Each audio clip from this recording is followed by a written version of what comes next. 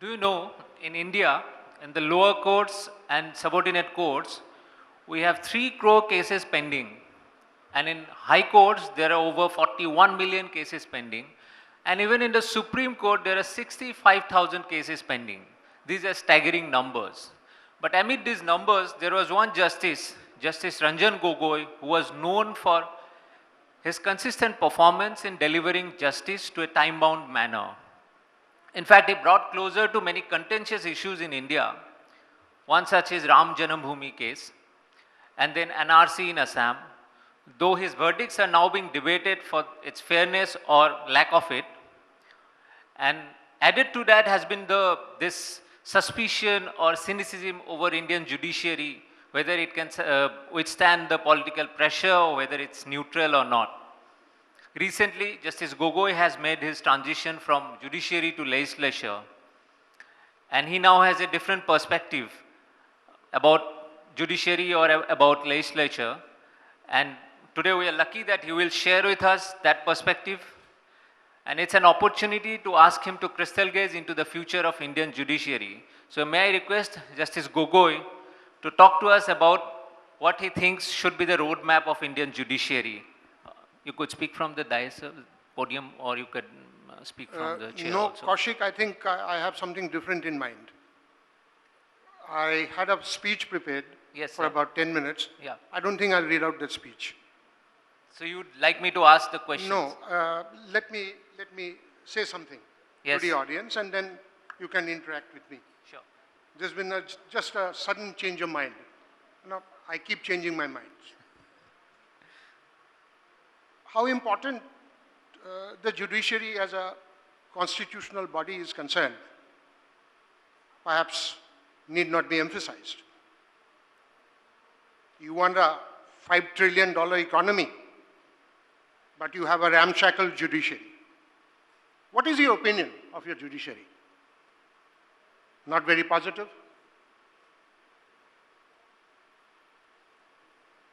Do you know that in the year 2020, when the functioning of every organization was somewhat at a low ebb, including the judiciary, the Indian judiciary succeeded in adding about 60 lakh more cases at the subordinate level. The figure from 3 crores, what Kaushik mentioned, has gone up to nearly 4 crores. We were struggling with 3 crores. Where are we with 4 crores?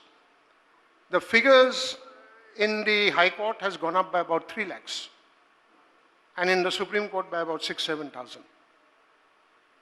It is in this context that perhaps time has come when we have a roadmap. Why do we discuss about a roadmap in this forum? This is not the forum. The forum is elsewhere. We do it because the forums elsewhere have not done it. This is something for the judiciary to work out itself, which has not been done. Now, the roadmap, what I have in mind is have the right man for the job. You don't appoint judges as you appoint officers in the government. To judge is a full-time commitment.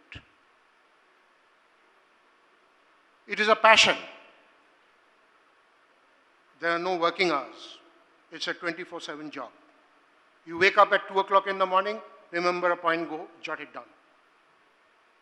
How many people understand that? This is how a judge works.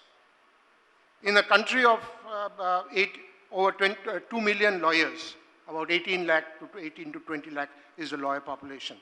Can't we find 25,000 people, the right kind of people? The appointments have become a matter of routine. You sit in a competitive examination, you pass, depending on the marks you get appointed. That's not the way. Appointments in the highest judiciary, they're much debated. What is the role of the political executive? Why the political executive is sitting on the appointments? Why are they not clearing it? Half the high courts in the country are functioning at 50% of the strength. Delhi High Court has 31 judges against a sanction strength of 62. Similarly, the other day I was interacting with somebody, Madhya Pradesh. Madhya Pradesh is doing with about 40% of the judges. Why the appointments are not coming through? Is it that difficult? These are areas that need to be tackled. When you appoint a judicial officer, when you appoint a judge, train him up. He needs to be constantly reminded that yours is a commitment to the nation. It's not a 10 to 5 job. When you go to the academy, the Judicial Academy, the gorgeous Judicial Academy in Bhopal, what is being taught? The laws of the seas, the laws of the oceans. Nothing about judicial ethics, nothing about judicial morals, nothing about how to write judgments, nothing about how to conduct court proceedings. I'm sorry. I've come all the way from Delhi to tell you what I feel about the system. The system has not worked. It's not worked for more reason than one. Commercial cases. If you want a thriving economy, you must have a forum for deciding commercial disputes. Nobody is going to come to invest unless you have a robust system. Investments mean disputes. Disputes require resolution. Where is the mechanism? Commercial Courts Act. Every conceivable commercial dispute has been brought within the purview of the Commercial Courts Act. Anything above 3 lakhs of rupees is a commercial dispute which goes to the commercial court. All right, you have a quick procedure to deal with these cases. But then who is applying the law? The same judge who is doing the normal cases. Arbitration. The award passed by a Chief Justice of India is questioned before a district judge. The award passed by the Chief Justice of India is challenged before a district judge. What does the poor fellow do? He sits on it. Then there is an appeal to the High Court and there is an appeal to the Supreme Court. So the whole idea of going to arbitration, that we don't want to go to court, is defeated. This is the roadmap that we have to work on. And let me tell you, I don't think a beginning has been made. Through your forum, through this platform, I call upon my brother judges to engage themselves in drawing up a roadmap. It's not that difficult. Some time has to be found for this. 10 minutes was given to me for my speech, 10 minutes I have done. Kaushik, you may ask me now. Sir, you said that judges work extra hours for judiciary to finish off cases, but there are questions also about, and you talked about appointment also, and there are questions about your appointment also. Before your appointment, you were a dissenting judge. Then after your appointment, you are seen now, all the people who praised you during your appointment, you are now seen as someone who favored the government, the existing government, BJP government, and as a quid pro, you got a Rajya Sabha membership. You had been attacked 2 days back in Parliament by a member of Parliament about certain allegations of misconduct against you. How do you react to these things? Because from being the favorite of certain group of people, you have now transformed into being the object of attack for certain group of people. Kaushik, you didn't waste time. You come straight to the point. Right. What is this attack? Does a judge or a former judge get cowed down by attacks? Will he be ever able to function if he is afraid of being attacked while in office or after office? If a judge is made conscious that, look, you better do what I want. Otherwise, post-retirement, you will be attacked. In the media, India Today, NDTV 24/7, Indian Express, the web portals. We are telling you, conduct yourself the way we want, or else we will attack you. Can a judge get cowed down by that? Unfortunately, there are many who are succumbing. This is the real threat. So far as the attack on me 2 days back is concerned, perhaps you are referring to the statement made by a lady member of Mahua parliament. Moitra from TMC. The lady member of parliament. Well, what do you say? She didn't even have her facts correct. You are making an allegation. Have the courage to name the person. What do you react to a set of allegations where you are not even mentioned by name? But we all know, sir. One it minute. was you. 1 minute, Kaushik. I deserve at least to be named. I have a name. Why you have not named me? Right? Why you have left it to imagination? And let me tell you, let me not go into the details. You can do your own research on that, but those allegations are wrong on facts. Next, favoring the government. But before that, sir, they allege that you sat on your own judgments. You decided your own case. You were the judge over your own case.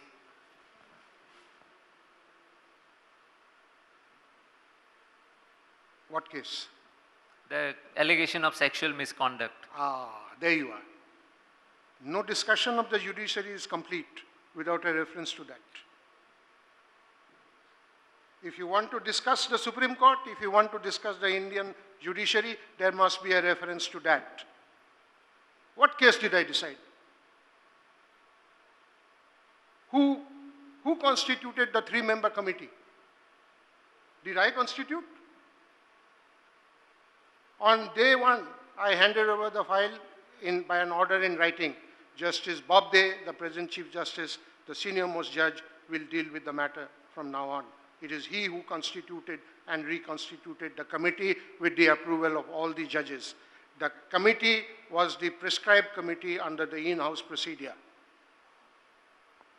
What case did I decide and give a clean chit to myself? Have the facts correct before you make allegations. This is the problem with this country. People jump around without knowing what is what. And in the process, what have you done? You have told the future generation of judges, be careful. We can survive and thrive on misinformation. And you have your mouth shut, because the one word from you, there will be 100 words from us. What is this? Yes, Mr. Kaushik. Are you willing to take legal recourse, sir, as a member of parliament? The fact that I have not taken legal recourse justifies this discussion today, roadmap. How? You don't have faith in your judiciary, sir? It's not a question of fate. It's a fait accompli. If you were to go to the court, you would be only washing your dirty linen in the court. You won't get a verdict. I have no hesitation in saying it. That's why I am here at your request for a roadmap. Who goes to court? Who goes to court? You go to court and you go to court and you regret, or you go to court taking your chances. You are a corporate, and that's my speech. Sorry. You go to the court, if you are a corporate, take your chances. Right? If you succeed, crores will come. If you don't succeed, it doesn't matter. This is the category of people who go to court. who go to the Supreme Court, right? People who fight over property go to the trial courts in the Mofussil towns, and some of them come to the high courts in appeal. Who else goes to the court? That's why I say the system, the efficacy of the system needs serious consideration so that the system becomes a vibrant one. I have headed the system for 14 months. I know it. It's doing fine. We have very good judges. We have committed people who are working 24/7. But somehow things are not working out. Why is that it is not working out? But sir, if we can't go to courts, then we are living in a very terrible situation, because if you have seen currently, a lot of people, especially journalists and many other activists also, face cases, including cases of sedition, merely for dissent. So in that case, if the judiciary doesn't support, then where will you go? What do you have to say about this current situation Mr. where dissent is always... Mr. Kaushik, do you have any doubt that we are living in very terrible times? Is there any doubt? Where is the threat coming from, sir? We are living in terrible times. The threat is coming from everywhere. Can't you perceive it? Do you see it as a political conspiracy, sir? Beg your pardon? Do you see it as a political conspiracy? Because that's the political clash that's going on between right and left. Every person who has power, every person who has a loud voice, and every person who is in the company of people who have loud voice is a potential threat. And they have been working on it. And they have succeeded. Hearing this, I am very tempted to ask you this question, because in recent times we have seen several hesitations, right from Ka in Delhi and in Assam, our home state, and also the recent farmers' agitation. How do you see the reaction from the establishment, the governments, different governments, to these hesitations? Are you happy with the way these are being handled? Because you were at the top of judiciary. Judiciary is the guardian of constitution. So, as a former Chief Justice, as a citizen of India, how do you see this situation, the clash between the people, those who are against Ka, or the farmers, and between the establishment, the government? The judiciary does not run the country. The government does. The role of the judiciary is limited to ensuring that the government runs in accordance with law. So far as the Citizenship Amendment Act is concerned, Parliament in its wisdom has passed it. The people of Northeast, my state, are agitated about it.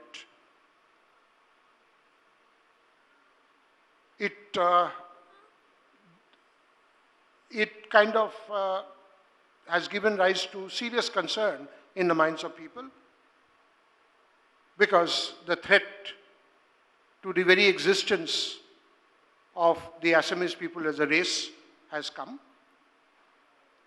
It needs to be handled with extreme care.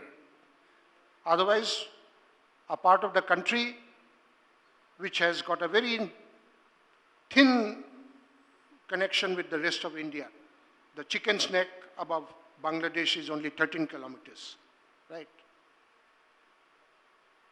That 13 kilometers, that chicken neck connects the Northeast to the rest of India. It's very vulnerable. Be careful. So far as farmers' agitation is concerned, this is something that the political executive have to work it out. All these matters are pending before the court. The constitutionality, the validity of all these laws are under challenge. I hope the court can find some time. But the pendency of the cases before the court is not a bar to a political solution to these problems, because a solution, legal or political, is a must. But the solution is not coming, and instead what we are seeing, any kind of agitation that we see these days, the response to this agitation is, in most cases, sedition cases. You see, if the solution is not coming, I don't have a solution to that. If the solution The solution, if it's a legal solution, has to be provided by the Supreme Court. If it's a political solution, it has to be provided by the political executive. Right? But the handling of the situation, how do you see? Don't you think that it's a threat to Indian democracy? No. The voice The is Sup- being the Sup- suppressed. The Supreme Court has said that this is a law and order situation. People have a right to dissent. People have a right to protest. But the dissent and the protest must be responsible. That's all that I can say. Rest is a solution that doesn't lie in my hands. Coming back to one of your verdicts, sir, the Ram Janmabhoomi verdict, which you delivered, means it was pending for years, decades. Now, in a recent India Today Mood of the Nation poll, this has been regarded as the best achievement of Modi government. While it was a decision by judiciary, it has been attributed as a political success of Modi government. Yes. How do you react to that? And because of that verdict now, your Rajya Sabha seat is also seen as a quid pro quo. And there are some other verdicts also like Rafale. Kaushik, I'm very glad you asked me that question. My day is made. My trip to Calcutta is now. People projected the Ram Janmabhoomi judgment as a biggest achievement of the Modi government, because in your questionnaire, the India Today gave the option. You gave the option. Which are Modi government's greatest success? X, Y, Z, Ram Janmabhoomi. Ram Janmabhoomi. He ticked Ram Janmabhoomi. The finer distinction between a judicial order and an achievement of the executive did not come into the mind of the people that you must have met and analyzed. But sir, the BJP government has been taking benefits of this verdict. You see, a court verdict will benefit somebody, will work to the prejudice of somebody. Therefore, the moment you decide a case, the judge has already got one enemy more in his pocket. Right? Now, you have asked me a question about the Ram Janmabhoomi judgment being the point of entry of to the Rajya Sabha. Come on, Kaushik. I thought I'll do some constructive work in the Rajya Sabha. If I were to look for something, would I look for a Rajya Sabha seat? A man who is credited with writing the Ram Janmabhoomi judgment is not given this much of credit. What should you bargain for? Come on. That is a worthless thought. So far as Rafale is concerned,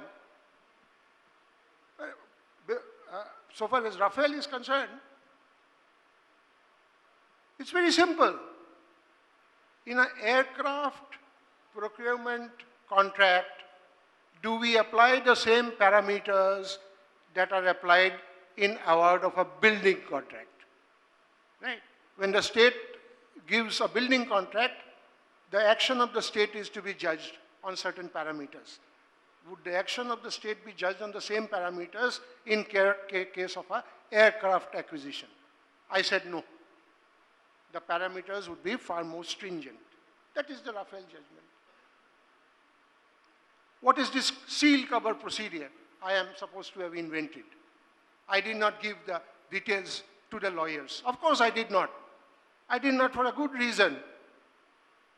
The seal cover procedure, the papers in the seal cover had the cost of the armaments that the aircraft is going to be equipped with.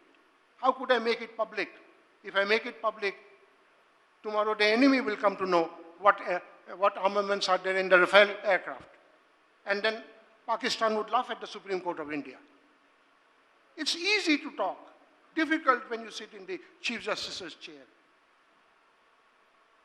Yes, Mr. Kaushik. Sir, the question was actually not that you have accepted Rajya Sabha seat and it was a quid pro quo, but the issue is that here, as you talked about the quality of judges, within a year of your retirement, you accepted this position as a nominated member of Rajya Sabha. You don't belong to any party. But that perception was created because that Ram Janmabhoomi verdict and the Rafale deal, when in favor of BJP, and in a verdict, I understand that it has to go to one side. So everybody thought that there was a quid pro quo, and that perception is now growing only. How do you tackle this? How do you answer No, this? I don't have to tackle anything. I have to only tackle my conscience. If my conscience is clear, no amount of what others perceive to be bothers me. I have told you, give this much credit to a man if he wants to buy, who has written the Rafael, Ayodhya, Sabrimala, give him this much credit that if he wants to bargain, he will make a good bargain. Give me this much of credit. Rajya Sabha is not a good bargain. So you accept that it is not a bargain? Or, what do you mean by accept? Do you think it is a bargain? If it is a bargain, if there had been a bargain, it would have been something bigger. ITC Royal Bengal. Not Rajya Sabha seat. And that too, I may tell you, Kaushik, till today, a year has elapsed, I have not taken a penny from the Rajya Sabha. I have given in writing that I don't want anything. Are you aware of that?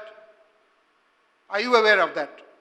Mr. Kaushik, are you aware? I am aware of that, So sir. why did you not ask me that question? That, sir, is it correct that you have not taken a penny from Parliament? If I have not taken a penny from Parliament, where is the quid pro quo? Tell me, why did you not ask that question? The media is very, very selective. Mind you, those who don't belong to the media. They are very selective. And this is as dangerous a proposition that you can have. They ask selected questions, they target selected people. This is not the role of the media that is expected.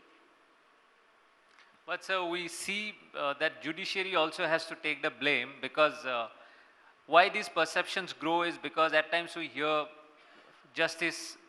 some justice of Supreme Court also, they make statements like the Prime Minister of India is God's gift and that kind of thing. A judicial member, a part of a judiciary making such statements on executives, don't you think this will actually add to this perception that there is a quid pro quo going between judiciary and the executive? See, first of all, the learned judge should not have perhaps made that statement. If he had great admiration for the Prime Minister, it should have remained with him. Right? Beyond that, I can't answer anything. Why he did it, you ask him after his retirement, call him for a conclave and ask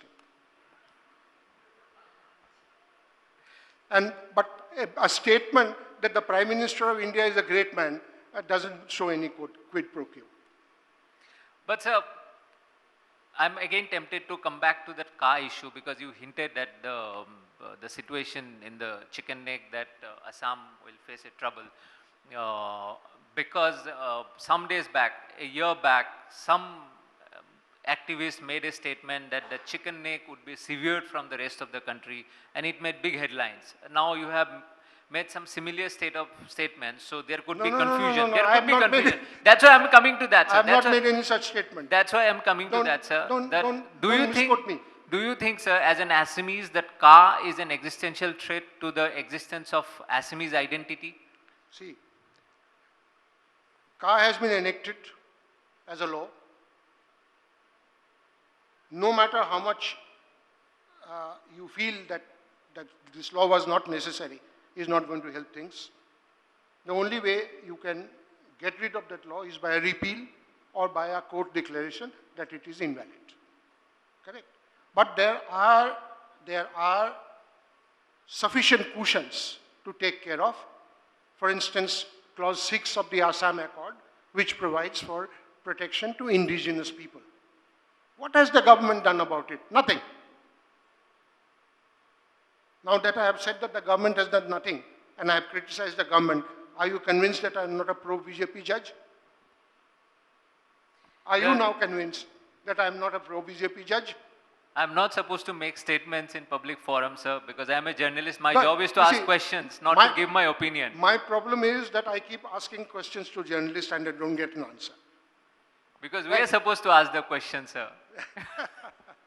But sir, yes, rightly you have criticized that the state government and the central government both are run by BJP government. They are not implementing the clause 6. But do you think it is even feasible when this particular government has repealed Article 370 in Kashmir and clause 6 is more or less on the same line? So it will ever be implemented in Assam? I don't know about that, but let me tell you one thing. But the time is up. Let me tell you one thing. Whether it is the BJP government, it's the Congress government, is the X government, party government, Y party government, I am least concerned, I am least bothered. I am not a party man. I am a nominated member of the parliament. I remain until I choose to remain. I don't have a constituency, the entire country is my constituency. And who is that government who appointed me? Which political party appointed me is least of my concerns. I am not a political man. Yes, sir. Yes, no, I think our time is up. Now I have one more question for Yes. you, because NRC is another, I would be tempted to say that it's a legacy of yours, because it was another pending case, it was another pending issue in the state of Assam, nearly for 3 decades, and then Justice Gogoi finished it off in a couple of years. So, and then controversy is there, people are for NRC, people are against NRC, but once that NRC was published, it was almost abandoned by everyone. Do you regret that you invested so much time and energy for publication of an NRC, which now is almost an orphan in Assam? The people who demanded it, BJP, ASU, all those leaders, they don't talk about NRC anymore. I'll give the answer in 2 minutes. There is a book in Assam called The Game called NRC. The game, G-A-M-E, game called NRC. NRC is a big game by the politicians. Nobody wants an NRC, whether it is the Congress government or the BJP government. The court can only do so much and not no further. The court has done it. There are no regrets. It's a vision document. It's a document of the future. Mark my words. Analyze it why it's a document for the future. We don't have the time to explain. But let me tell you,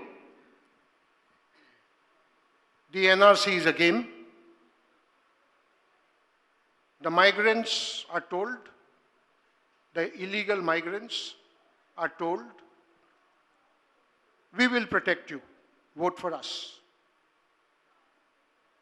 The other political party will say to the indigenous people, the migrants are your biggest threat, we will expel them, vote for us. This is the game. One political party protects the migrants for the vote, the other political party expels the migrant for the votes. This has been going on in Assam for the last 50 years. Right? Every time they promise a foolproof NRC. On 7th of November, Himanta Biswa Sharma, who's coming here tomorrow, spoke to the Indian Express and said, after the elections are over, we will give you a foolproof NRC. What is wrong with this NRC? Implement it. What is wrong? It's a court-mandated order. Kaushik, I think we would be encouraging... Last question, sir. Do you think there should be a nationwide NRC as demanded by many political leaders? You can't have an NRC in the state where it is most required, Assam. You have struggled with the NRC for the last 40 years, 50 years. What are you talking about, a nationwide NRC? These are slogans and phrases of the moment.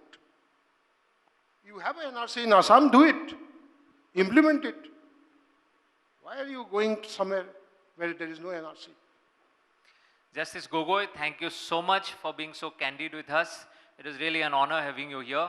Thank you so much. It was a wonderful session. Pleasure was all mine.